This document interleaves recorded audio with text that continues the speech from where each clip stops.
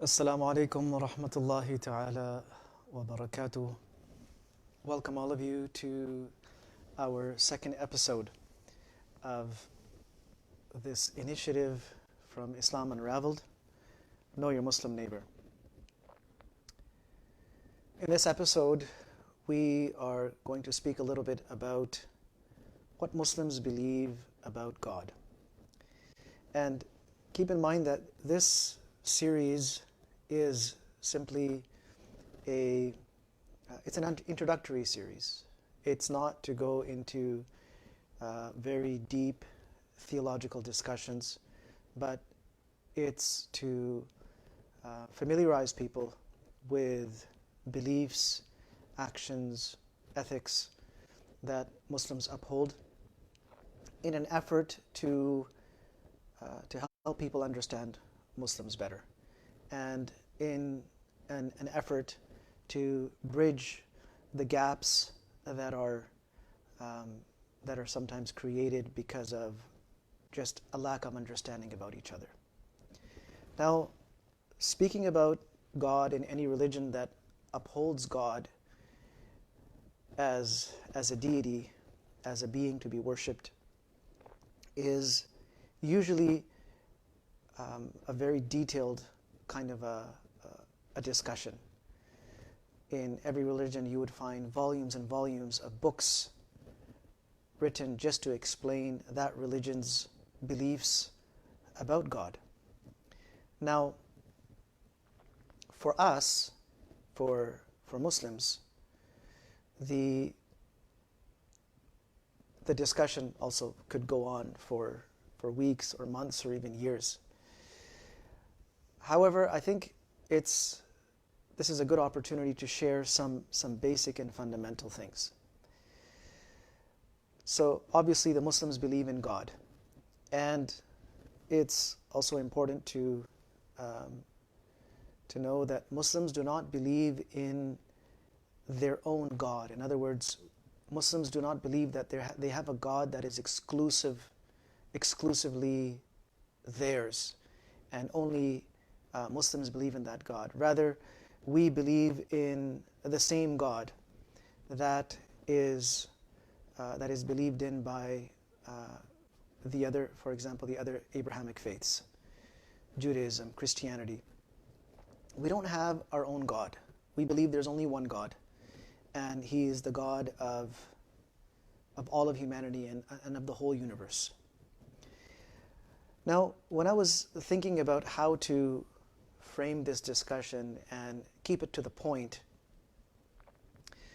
several things came to my mind. Then I thought it would be better to simplify it. And we have in our Islamic tradition, we like to take these things directly from the source. We don't speculate or come up with our own ideas or suggestions about these things. The Quran, being our book of guidance and of education, goes into these matters in a lot of detail. In fact, a very large portion of the Quran is dedicated to explaining who God is. And one of the ways that we can summarize that is by looking at God the way He has described Himself in the Quran, and how the prophets have talked about God. And for us, the Prophet Muhammad ﷺ has left us with a tremendous amount of knowledge and information about this, leaving very little to the imagination or very little to speculate about. So, in the Quran, God is described with various attributes, and I would like to look at those attributes in a very brief way. And there is one hadith, one prophetic tradition that kind of summarizes all of them. And these are names or attributes of God. And every one of those names is in fact a quality of God. It is something that God does, or something that God is, or some aspect of His beautiful attributes. So the famous hadith, famous tradition talks about 99 names of God, for example. And the hadith, which is in Bukhari and Muslim, mentions that there are 99 names of God. And then there's a hadith in another compilation, Tirmidhi, that actually lays them out. Even if we were not to rely on just this hadith by itself, the Quran actually covers every single one of these attributes that we're going to talk about. And I'm going to be very brief and to the point, and I'm just going to go through the attributes so you can understand, you can get a complete picture of what is our concept of God. When we say God, or the word that is used in the Quran, the word that is used in the Islamic tradition, Allah, what are we thinking and what are we believing when we hear that word and when we say that word? So, the word Allah itself means the only one that is worthy of worship, the only one that is worthy of being deemed a deity. So that is what the word Allah itself is conveying, and it is usually followed with the description Alladhi la ilaha illahu, that Allah with whom there is no one worthy of worship. Okay, now this is Allah describing Himself. Ar-Rahman, the first quality after Allah is Ar-Rahman, and this quality is used by Muslims every time we do something important or something special, or we're about to do a task. We say Bismillah, in the name of Allah, Ar-Rahman Ar-Rahim, who is the most beneficent and then the most merciful. Ar-Rahman and Ar-Rahim. These are aspects, two different aspects of His mercy. Ar-Rahman is that aspect of mercy that is all encompassing.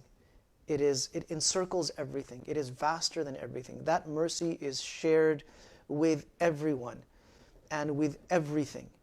One hadith mentions that Allah subhanahu wa ta'ala divided His mercy into 100 portions, and it is one of those portions that is feeding all of the mercy and compassion in the universe. And it is from that 1% that every mother derives the mercy and compassion she has for her own children. And it is from that 1% that an animal who is about to stomp on its newborn with its hooves steps away out of mercy and compassion for its child. So all of the mercy in the world is coming from that 1%. So what happens with the remaining 99%? Allah subhanahu wa ta'ala has kept that 99% to show mercy to His slaves on the Day of Judgment when they will be in most need of it. So that's Ar-Rahman. And this mercy is for those who believe in Him, those who don't believe in Him, those who obey Him, those who don't obey Him. It's the wide and vast mercy. Then there's Ar-Rahim. Ar-Rahim, it's derived from the same root, Rahma, which means mercy. However, this is an exclusive mercy. This is the special mercy and the favors He gives to those who are obedient to Him. Al-Malik, He is the king. In other words, He is the owner of this universe. He is the master of this universe, and He has absolute authority over it. He is Al-Malik. He owns it, He runs it, and He has complete authority over it. He is Al-Quddus. Quddus means one who is free from all flaw, vice, error, fault. And the Quran brings this up in different ways. For example, وَلَقَدْ خَلَقْنَا السَّمَاوَاتِ وَالْأَرْضَ وَمَا بَيْنَهُمَا فِي سِتَّةِ أَيَّامٍ وَمَا مَسَّنَا مِن لُغُوبٍ. I created the seven heavens and the earths. It didn't exhaust me. It didn't tire me. So Allah subhanahu wa ta'ala is beyond, He transcends beyond exhaustion, fatigue, tiredness. لا تأخذه سنة ولا نوم. He neither gets drowsy nor does He sleep. And لا يضل ربي ولا ينسى. He neither makes an error nor does He forget. وما كان ربك نسيا. He does not forget. So He is free from all things that could point towards a weakness of any sort, or a deficiency of any sort. He is free from all such vices, faults, and flaws. As-Salam, this is one of the names, and you will hear Muslims greeting people with Assalamu alaikum, which means peace. Peace is also one of the names of Allah. In other words, He is the one who gives peace. He is the bestower of peace. He gives people peace, enables them to feel peace, and He is the one who creates peaceful situations for the universe. As-Salam. Al-Mu'min. Al-Mu'min is the one who grants safety and protection. So, if there is someone who needs protection, they turn to Allah and He grants them protection. If He does not grant someone protection, then that person has no protection. And the word mu'min, it goes beyond just protection. It's the feeling of being safe. Al-amn. A person feels safe. So Allah subhanahu wa ta'ala gives that sense of contentment, of being safe. He instills it into the hearts of people. Al-Muhaymin, He encompasses everything. Nothing escapes Him. He not only oversees everything, but He also encompasses everything. Nothing escapes His knowledge. Nothing escapes His grasp. Al-Aziz. Al-Aziz means He is deserving of all honor. It also means that nothing can stop Him. If He decides to do something, then there is nothing that can prevent Him from carrying it out. Al-Jabbar. Al-Jabbar means the one whose power is unstoppable, but it also means the one who makes up the deficiencies in people by giving them something else. If He takes something away, He gives something in its place. If He takes away a faculty, He'll replace it with another faculty. If He takes away some bounty, He'll replace it with another bounty. So this word Jabbar has this meaning as well. Al-Mutakabbir, this is the right to have pride. Because He is the king, because He's the most majestic, He also has the right to be proud over His powers. And that ability to be proud, to be, let's say, superior. Al-Mutakabbir is the one who is superior. So that sense of superiority belongs exclusively to Him. And He does not share it with anyone else. Because He is the supreme, so all supremacy belongs to Him. Al-Mutakabbir. Al-Khaliq. He is the creator. Khaliq means the one who brings things into existence after they did not exist. So something did not exist, He brought it into existence. He has created it. Al-Bari, He brings it into the world.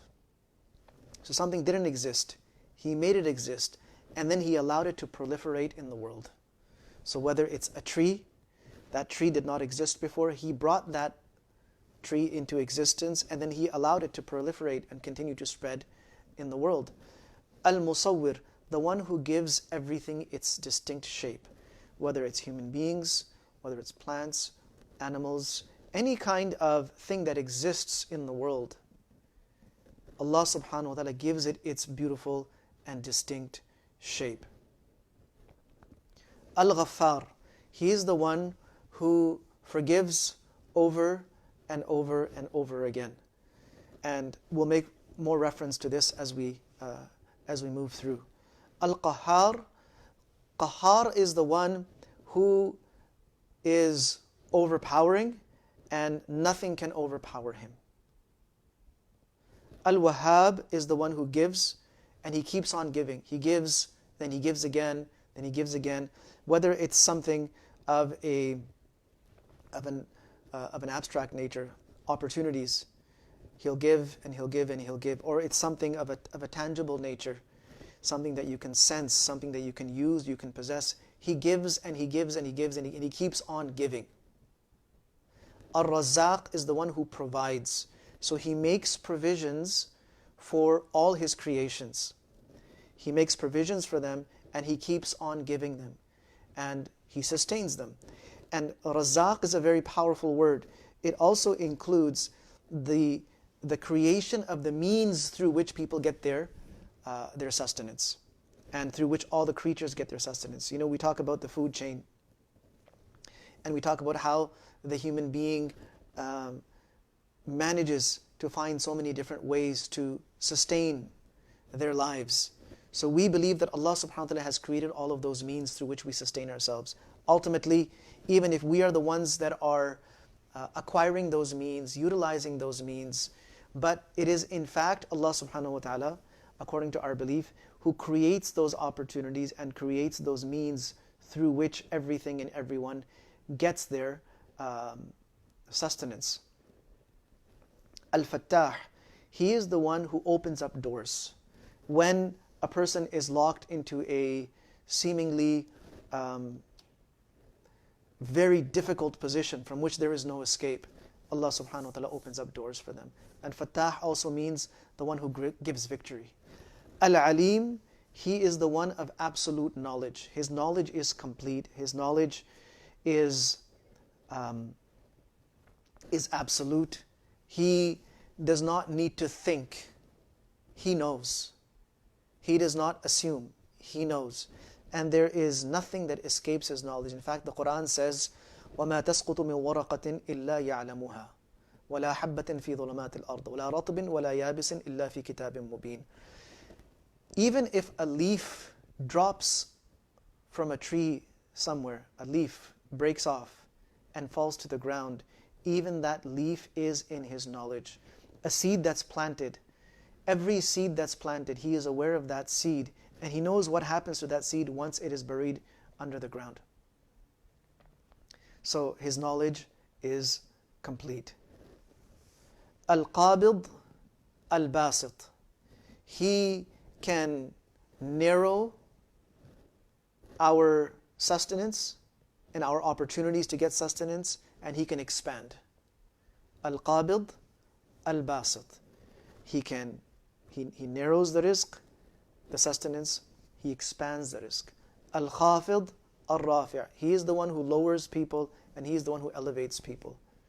So if someone is being lowered, it could be as a consequence for something that they have done, but ultimately their being lowered is in the hands of Allah. And if someone is being elevated, ultimately Allah subhanahu wa ta'ala has control of that. He can change that. So he's Al-Khafid, Al-Rafi'.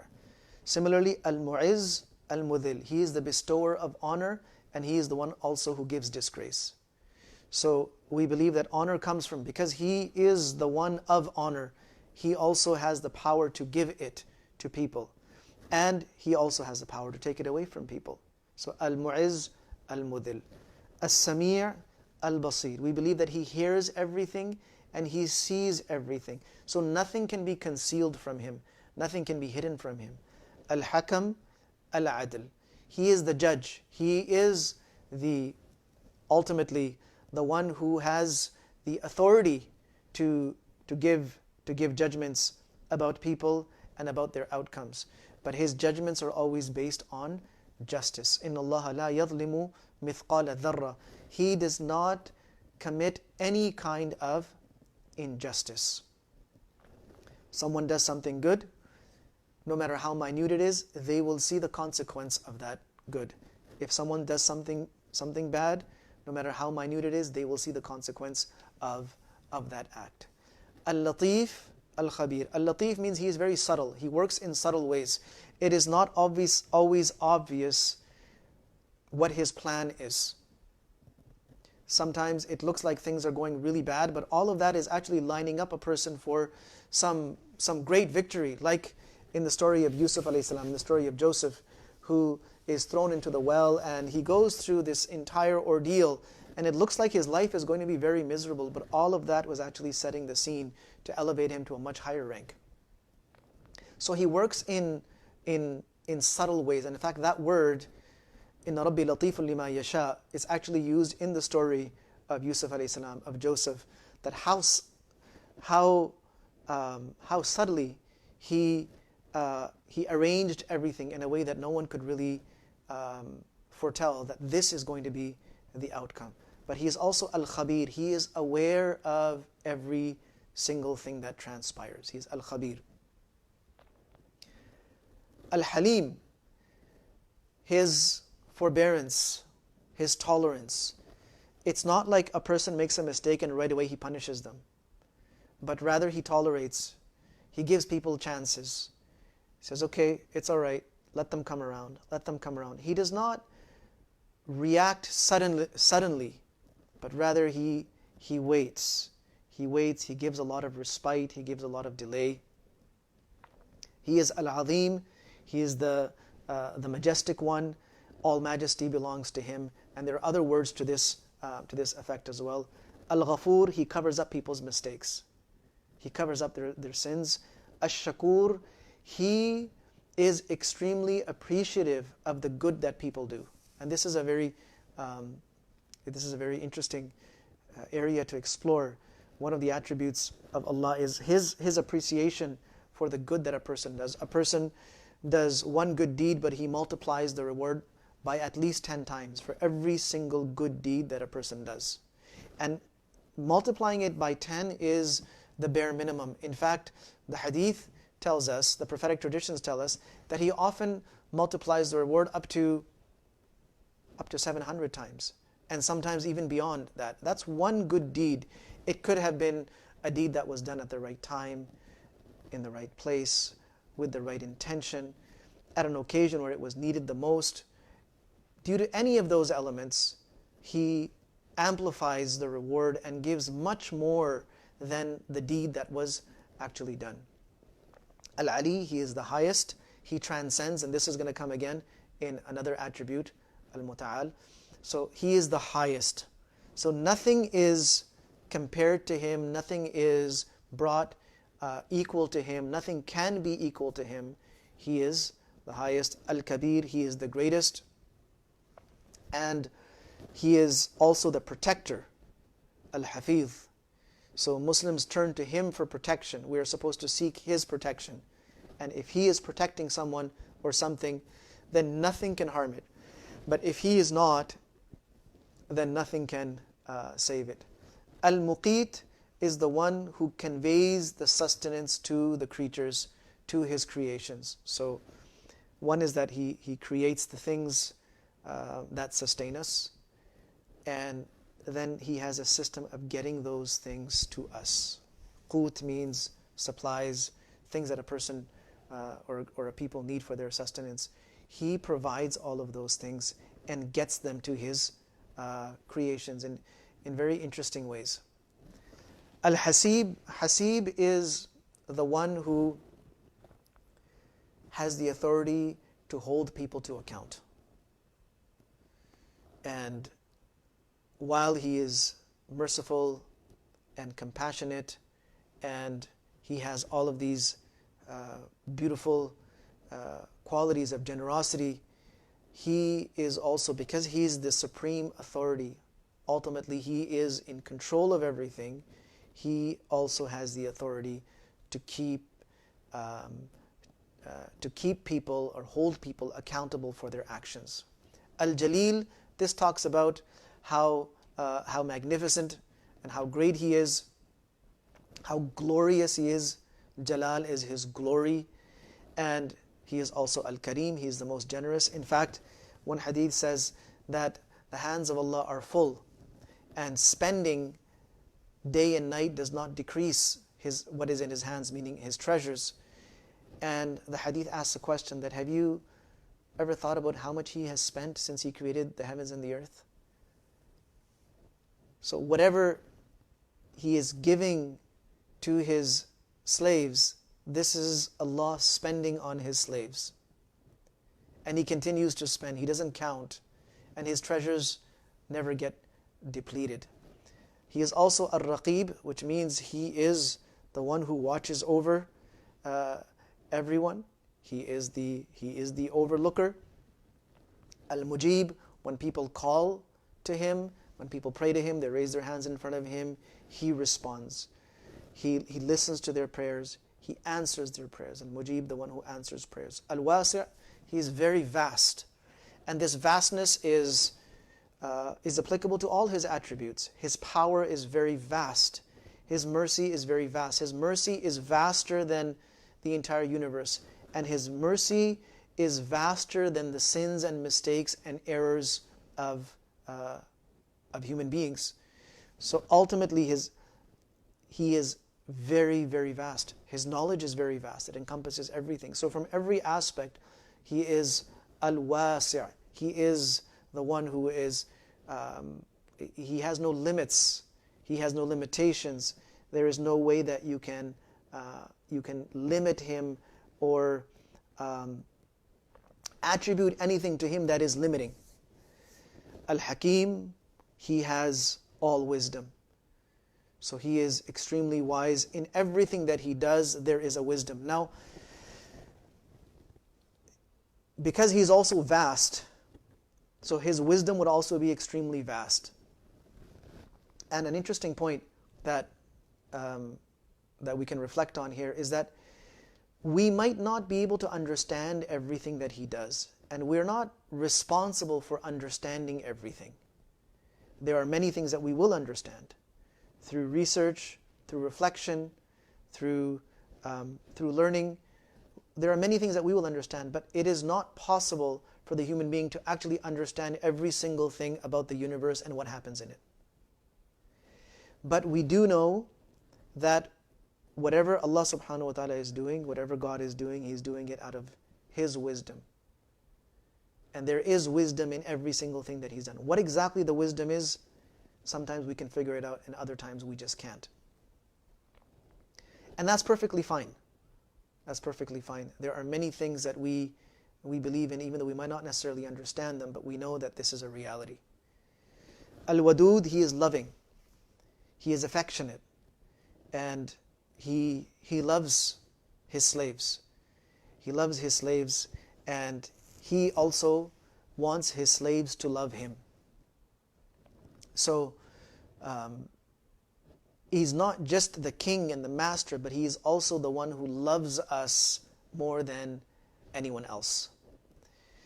Al-Majid, He is the one who is worthy of all reverence. And Al-Ba'ith, He is the one who resurrects after people die. So we believe in resurrection, and we believe that God will resurrect us after we die. Al-Shaheed, He is witness to everything. He is witness to everything.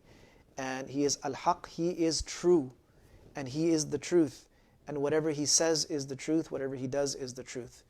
So the greatest truth, we believe, the greatest truth of this universe is the existence of God and the truthfulness of what God says. Al-Wakil, He is the best one to place trust in. He is the one who should be entrusted with all our affairs. Al-Qawi, He is the one of strength, and His strength knows no bounds. He is able to do whatever He wills. Al-Mateen, He cannot be bent, overpowered. He cannot be subdued. Al-Mateen. Al-Wali, He is the protector. It also means friend. He is the protector and friend, like in one place, Wallahu waliyul muttaqeen. He is the friend and the protector of those who are aware of Him and who avoid His displeasure. Allahu waliyul ladina amanu. He is the friend and the protector of those who believe in Him.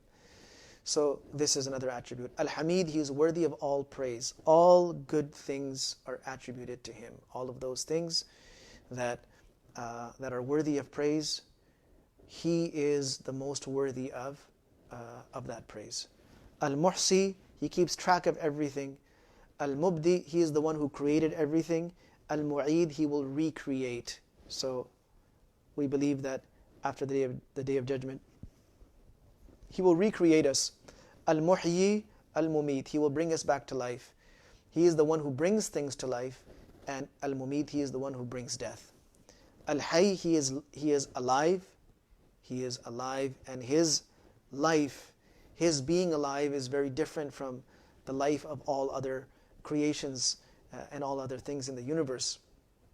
Because He is the one being whose life and whose existence does not rely on the existence of something else. His existence is independent of all other beings and entities. So He is Al-Hayy and He is Al-Qayyum. He is the one who is keeping the universe sustained and intact. So He exists independently of everything, and He alone keeps things together. Al-Wajid, if He wants to seek out someone, He will get them, no one can escape them. Al-Majid, He is the one of nobility, of honor and reverence.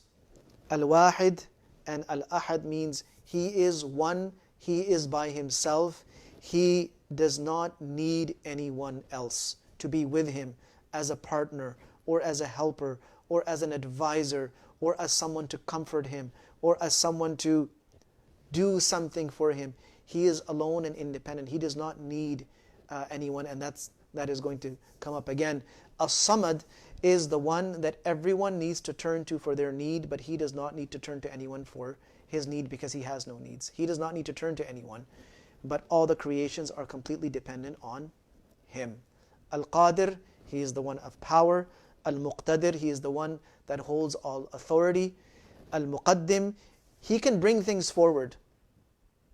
Al-Muakhir, He can push things back. So things that a person would not expect to happen, He can make them happen very quickly. And things that a person was expecting to happen right away, He can push those things back. So He controls the timelines of things. And ultimately, it rests with Him. He is the only one who has the ability to do so. Al-Awwal, Al-Akhir. He always was and He always will be. So He has no beginning and He has no end. Al-Zahir, Al-Batin. Zahir means, one meaning of Zahir is that He always prevails. He always prevails. And the other meaning is that He is manifest.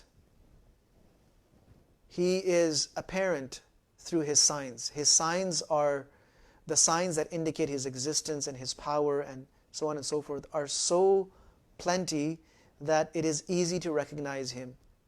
It is easy to believe in Him because there are so many symbols and signs of His existence.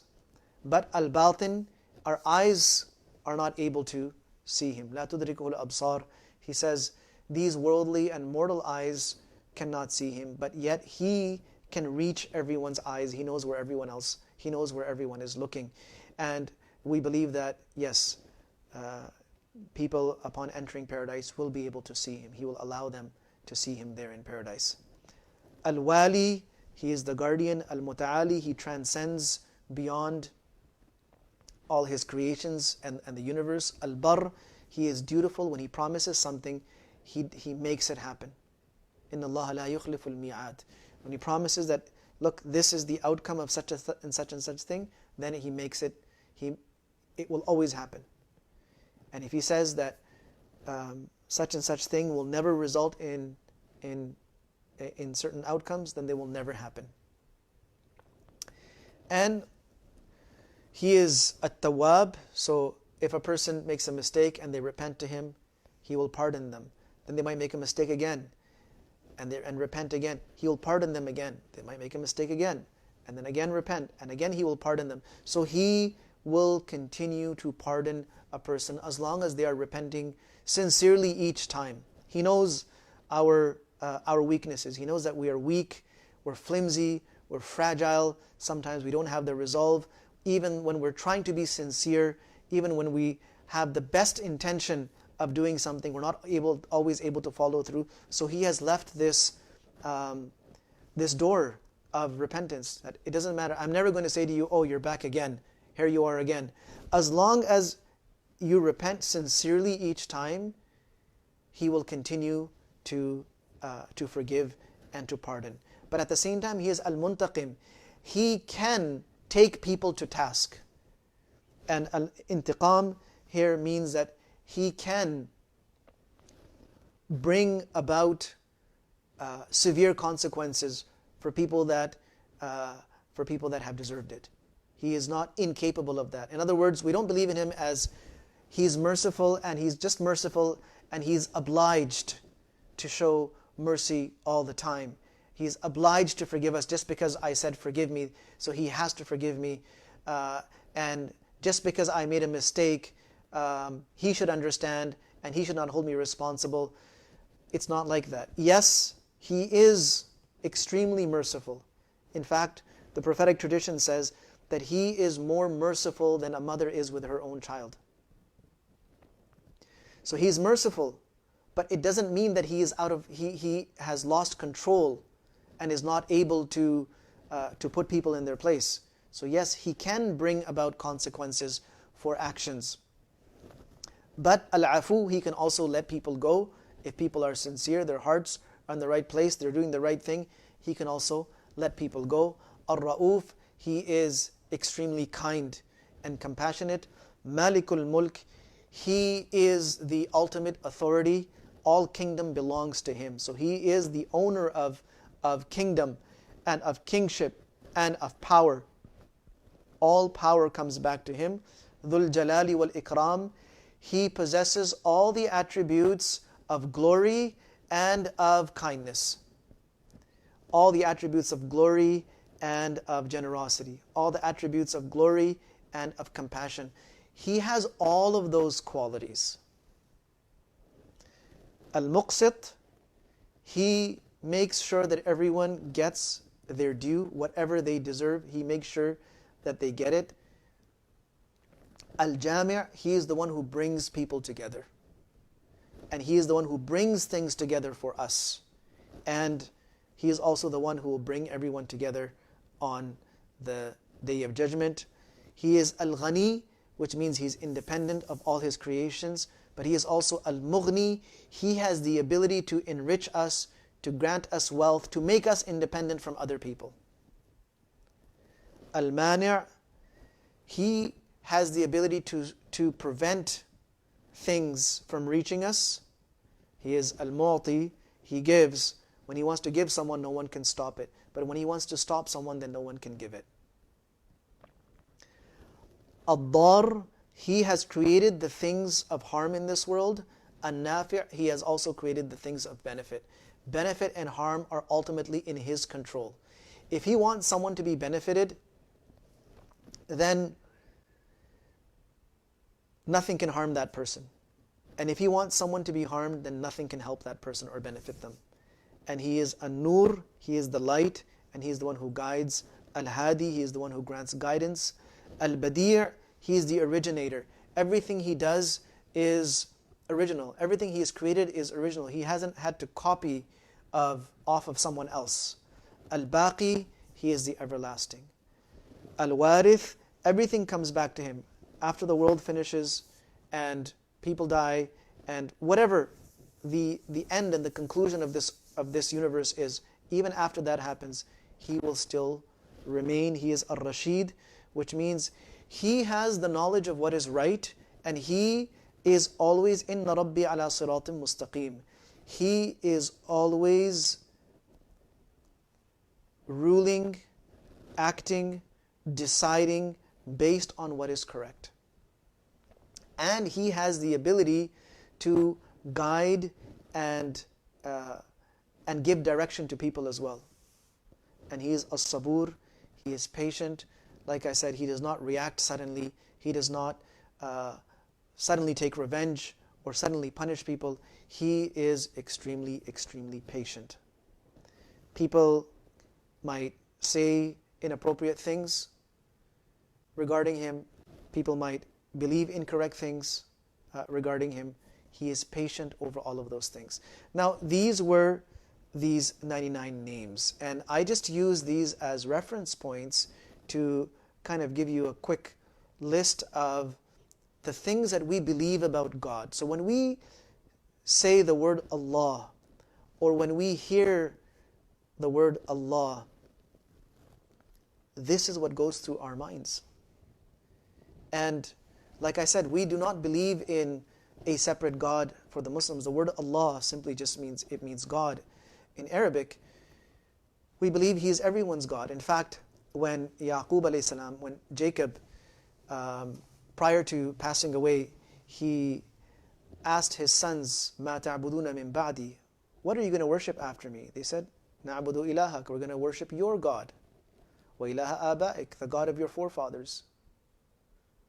Abraham, Ismail, Ishaq, Isaac. We're going to worship him. So, ilahan wahidan, there is just one God. And He says in the Quran, "Wa ilahukum ilahun wahid," your God is one God.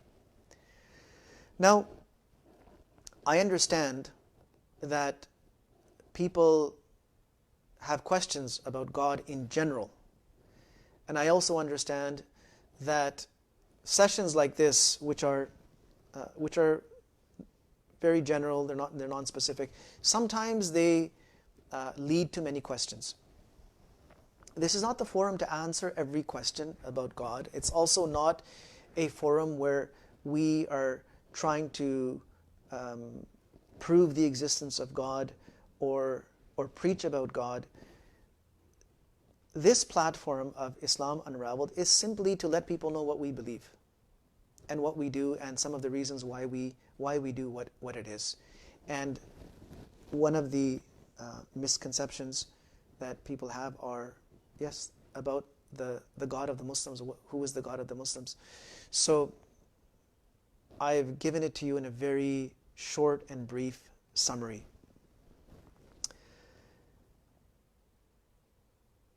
We also believe in God as someone that we love. We don't just believe in Him as a deity that we worship, but we also reserve a certain kind of love for Him. And we love Him in a way that we do not love anyone or anything else.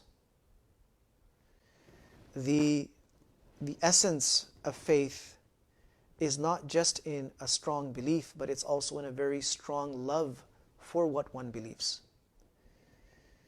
So from this perspective, a Muslim should love their Creator and have a deep and very personal connection with their Creator.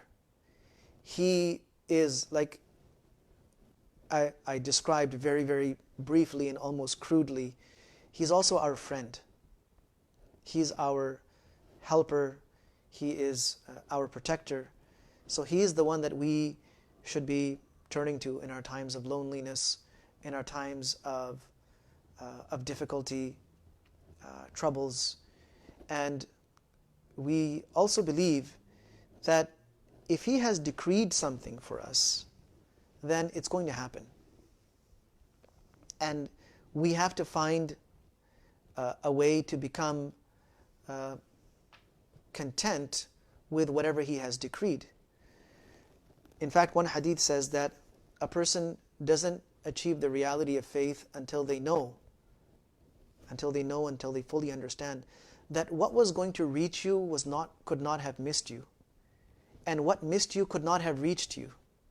So that could be, again, something in the form of an opportunity. It could be something of a tangible nature. Regardless, that belief in the plan of God, that He has planned this. If there is something that was not in my control, I was doing whatever was in my capacity, for example. I was doing what was in my capacity, and then things happened that were out of my control. What am I supposed to do at that time? Well, there are certain things that we can control, and there are certain things that we can't control. And it might seem frustrating to some people, but you can also look at it from this perspective, that if it's not in your control, you're also not accountable for it. You're not responsible or accountable or answerable for the things that were beyond your control. And it actually helps you let go of certain things. And sometimes it's those things that we that we hold on to that become a source of unbearable grief or stress or pain. We're holding on to it, but when we reflect on it, there wasn't really anything that we could have done. In some cases, yes, it's time for lessons learned. It's time to reflect and learn from our mistakes, because we all make mistakes. I'm not speaking about those occasions where we made a mistake and then there was a consequence. I'm talking about things that are not always in our control. Someone gets sick, for example. Generally speaking, they were looking after their health, but all of a sudden they were diagnosed with some kind of a disease. Now, the pain of that could be crippling for a person. It could paralyze them. It could literally leave them hopeless and crushed. But Islam teaches us that there are occasions that you need to let go. If it was not in your control, if you did not do something to cause that, then you're not answerable for it. There is some good that is going to come out of it. Look for the good in it.